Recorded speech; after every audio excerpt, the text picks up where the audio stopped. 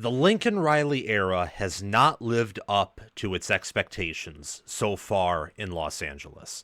From 11-3 and a Heisman winner at quarterback in Caleb Williams to an 8-5 team that had one of the worst USC defenses, if not the worst USC defense in school history.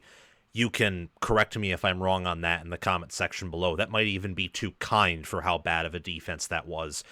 To a 2024 unit that improved on the defensive side of the ball, that Lincoln Riley committed himself to making changes, but they lost multiple one-score games in painful fashion, even to a Maryland team that beat no one else in the Big Ten except for the Trojans. And you see the 11-3 record in 22, the 8-5 record in 23, and the 7-6 record in 24 in their first year in the Big Ten Conference. And a casual fan, an outside observer, or even a dedicated college football fan who looks at trends, who looks at analysis, and who is knowledgeable may think to themselves that USC is not in a good place and that Riley might be coaching for his job in 2025. And maybe he is. I do think that Lincoln Riley's seat might be a little bit warm, but I also believe that the administration understood that in firing Alex Grinch and hiring D'Anton Lynn, Eric Henderson, Doug Belk, at the time Matt Entz, who he's replaced as Entz has left for, I believe, Fresno State, replaced him with Rob Ryan, and he hired an elite defensive staff, and he said he wanted to change the identity of the program. I think the administration understood at the time that he was blowing everything up, and that basically 2024 in the Big Ten for the first time in program history was going to be really Lincoln Riley's first season as USC's head coach. They were going to restart his tenure all over again. And I think that's the approach. I'm not an insider, so I don't know for sure, but that's the feeling that I get. And I think that today's news with USC recruiting has confirmed that. USC has the number one recruiting class in 2026. And the way they ended off their 2025 recruiting class was full of optimism too. They took five-star quarterback Hassan Longstreet. They poached him away from Texas A&M, a school that has a lot of money, that has a lot of resources, that is upbeat with optimism. Yes, USC beat them in the bowl game, but I think Texas A&M had a better season relative to expectations than USC did, to be frank. They also got Jakeem Stewart from Louisiana, top 100 player, could be an impact true freshman on the defensive line. And it was the 17th overall class once you factor in the portal. It was a 14th ranked composite class per 24/7 Sports. And USC is in a position where, on one hand, a graph might say, for example, that USC is going down and they're kind of reaching their bottom. They might bottom out if you solely look at the numbers. But if you look a little closer, you will realize that this past season's USC team in 2024 was superior in power ratings and in performance in general, and in terms of playing complementary football, which is required for winning a championship, than the 2023 Trojans. And the way USC is currently acquiring talent is more traditionally aligned with, or maybe traditionally aligned isn't the right word, but it harkens back to more like the Pete Carroll era rather than the late Clay Helton era. And by the late Clay Helton era, I mean when the Clay Helton era at USC was coming to its end, when it was dying, when they lost to Stanford at home, got destroyed in 2021. David Shaw was on his way out, but he ended Clay Helton's career at USC first. Then he went to be the head coach at Georgia Southern. The point that I'm trying to make is USC is heading in the right direction. And for the past month or so, ever since the national championship game, I have not been busy making content because, for context, I'm a student at the University of Michigan. This is one of the busiest semesters I've ever had. And I'm trying to figure things out, and I'm trying to cover the sport, and I'm trying to do research and not just talk without doing any research, which oftentimes that's the only way, not the only way, but one of the easiest ways to talk about college football in January, because it's really hard to know everything. But I've done my research about USC. about all the Big Ten, about some non-Big Ten schools, about college football. And what I will say is that USC in year 2 has that same elite defensive coaching staff, but now they have another year to hammer that playbook, to bury that playbook into the minds and hearts and souls of their defensive players. And on offense, and in terms of winning football games, did you know that Lincoln Riley, historically, even factoring in the 2024 season, has won almost 2 out of every 3 of the one-score games that he plays in? And his offenses outside of last year are always inside the top 10. Last year, analytically, from a sample size perspective, from a data analysis perspective, was a little bit flukish. USC should trend upward, and that's excluding the recruiting hype. That's excluding the fact that it seems like things are more in alignment with the hiring of the new general manager, the recruiting staff. It seems like USC is just more comfortable in the Big Ten, more comfortable and confident than they were entering 2024, where it kind of felt like Lincoln Riley was trying to throw things at the wall and see what stuck outside of the defensive staff, which I thought was a genius hire and move by Riley from day one. This might be a very long-winded introduction, but it's necessary because USC recruiting is on fire, and that's the premise of this video, but there's so much more that goes into that. If recruiting was on fire, but Alex Grinch was on the staff, who cares? No one would care. No one should care. There would be people who would care, but no one should care. The difference is, and this is something Josh Pate said today on his live show that I caught as a content creator myself and a college football analyst. It's hard for me to watch other shows consistently, but I try and keep up with Josh Pate and Juck on Bucks and all these other shows that, you know, On 3 here and there, or literally any college football show like JT Sports, Menace to Sports. There's a small channel who I think has a lot of potential in Bald Father Bets that I watch. I mean, I watch a lot when I can, but I happened to catch this quote from Josh Pate here. Quote, "It's real. It's not going to be talked about nationally for a while, but there is some stuff happening in the program, USC's program, that's real, that's tangible, not smoke and mirrors, not acting, not performative. It's not winning a spring national championship or anything like that. The right people are in the building. That's what really matters." Or maybe he didn't say building, as maybe the right people are in the program. And he's right. I don't agree with everything on Josh Pate, but on this I absolutely agree. And I'm going to go a step further and say that if you haven't already, I'm talking to you, you should buy into USC football right now. Now, I'm going to be honest and say, do I think that they will be in Ohio State under Lincoln Riley? Probably not. Do I think they will be in Oregon? Probably not, because I think Oregon has resources that very few can match. When you have a billionaire who's old, who wants to see a championship, and when you're Oregon and you're the only Power 4 school in your state, and you don't have any professional sports teams, it's a little bit like Nebraska in a sense. Oregon football is all there is in the state of Oregon, except for maybe Oregon basketball, because Dana Altman has been there a while and has been good at that. But we're talking about college football here. Will they ever be a Michigan or a Penn State? I don't know. It's going to be harder because they're in a conference that is more in the realm of a Michigan or Penn State. And Michigan and Penn State have buy-in now. They have resources. They have billionaires who are funding them. And I think that they are in alignment as well. They're chasing after championships. Regardless of that, USC is a blue blood. They have the potential to be the cream of the crop in the Big Ten. So it doesn't really matter if I, think they won't quite be at the level of Ohio State under Lincoln Riley or Oregon. I'm inclined to believe they won't. But with the way the conference is shaping out, 18 teams, for example, and the way that they are recruiting, they poached Oregon's 4-star commit, Jonas Williams, and they earned the commitment today of 4-star defensive lineman Simote Katoanga. I hope that's how you pronounce his name.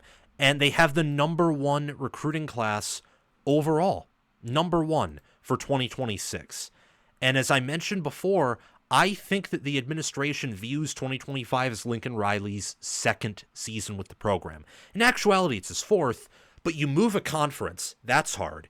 You blow up the defensive staff, that's hard. And as my good friend D'Anton Bucks said on a segment I did with him, USC kept Clay Helton forever. I don't think they're looking to push out Lincoln Riley, who, despite all of his flaws, is way better and will forever be better than Clay Helton. Seriously. And he, in Lincoln Riley, should not have been as successful as he was in 2022. He shouldn't have. Caleb Williams covered up a lot of flaws. Same with guys like Andrew Voorhees, who were insane All-American caliber offensive linemen. Like a lot of star Clay Helton recruits that avoided being ruined by terrible staff members because they were that good, plus Caleb Williams, plus Jordan Addison, guys who Riley got out of the portal, helped hide some of the flaws. And it was a bit of a mirage. And then, well, it was kind of predictable from my standpoint that in 2023 things would kind of fall apart because Grinch was kept around, they were losing some key contributors, their schedule was much tougher, and it was worse than I thought. And then in 2024, what happened is kind of what I expected. I thought it was a 5-7, 6-6 team that in actuality was probably closer to 8-4, 9-3, but that they would lose close games because they wouldn't be comfortable in their identity. They wouldn't be used to being better on defense and a bit clunkier on offense. And that's exactly what happened to a certain degree. But they have 11 commits, a 5-star composite player, 6 4-star composite players, 3 3-stars. They have an average rank per recruit of a 93.85. They're doing better recruiting California. I imagine that with the momentum they have, they'll continue to recruit that area. And more blue chip players will follow. I expect more blue chip players. A blue chip right there is spelled as blue cheese. My bad on that. That's because I was rushing to get this out because this is breaking news and it's something that I want to say here and now. That you need to buy stock into USC. You have to, and you won't regret it.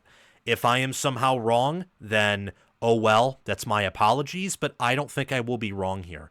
I think that USC is in a great position to be a playoff contender annually and semi-annually or every so years maybe a national championship contender. Again, I don't think they will be quite an Ohio State or maybe even an Oregon, and USC fans, please don't get mad at that because at the end of the day, I think that being the next step below will produce a national championship or some type of playoff run or consistent playoff success. I mean, those are two of the best programs from a purely futuristic standpoint in the Big Ten, and it's hard to project the future. It is. Based off of what USC has achieved so far under Riley, I'm basically shoving in as many chips in the middle of the table as possible in saying this. I'm in agreement with Josh Pate, and as I mentioned earlier, I don't agree with him all the time. I don't, and he probably doesn't even know who I am yet. But they have the right people in the building. I think they have the right head coach, and more importantly, when you don't have the right head coach, but he's not bad, and pulling the plug on him might do more harm than worse, or might do more harm than good, rather. Don't know what I was saying there. You look at the coordinators. You look at the position coaches. You look at who the head coach has surrounded himself with, and that is D'Anton Lynn, a top 5 defensive coordinator. That is Eric Henderson, a co-defensive coordinator and D-line coach who's top 10, could be top 5. You have Rob Ryan, a veteran, a guy who can be kind of a head coach on defense, along with D'Anton Lynn, who already is, I think, a head coach caliber guy. Doug Belk, previous DC experience. And then offensively, you have, Luke Heward as the offensive coordinator, but Riley will still be calling the plays. You have Zach Hansen, I think a bright younger guy who moved from tight ends to the O-line coach. Dennis Simmons, I think, is a top 5 wide receivers coach in the country. And I think that Anthony Jones Jr., given what he did with Woody Marks and Quentin Joyner and how the backups played in the bowl game against A&M out in Vegas, congratulations for win number 2 against the SEC in Vegas, by the way, Trojan fans. I think Anthony Jones Jr. is a top 10 running backs coach, top 15. I mean, this is a good staff, not just in terms of recruiting, which is on fire right now, but developmentally. And that's why I say they're not going to be, in all likelihood, a national champion this year. But even with all they lose, and they lose a lot, lose the majority of their defense, they lose a good portion of their offense to the portal, and some key starters like Jonah Munheim and Woody Marks, you should expect, if you're a Trojan fan, that they will be better in 2025 than they were in 2024, because the right people are in the building, and now they have continuity. The right people have continuity in the building, both on the field, in the football facilities, and off the field, and on the jet ride visits to the different recruits that they want to bring to the Coliseum and succeed with. The right people are there. And I'm just going to say again, I stock into USC right now. You won't regret it. This Trojan class is highlighted by a 4-star and future 5-star Xavier Griffin, and they currently have 4 top 100 players. And I think with improved recruiting strategies and a heightened focus on California specifically, but on recruiting as well, I would expect more blue chip players to join this class. I don't think it's necessarily a coincidence with how things are becoming more aligned with USC and the continuity that they have, that their transfer portal class wasn't as large and wasn't as highly rated as past portal classes. Half of that is, I think, the talent in the portal, and Cover 3, the Cover 3 podcast talks about this. It's decreasing.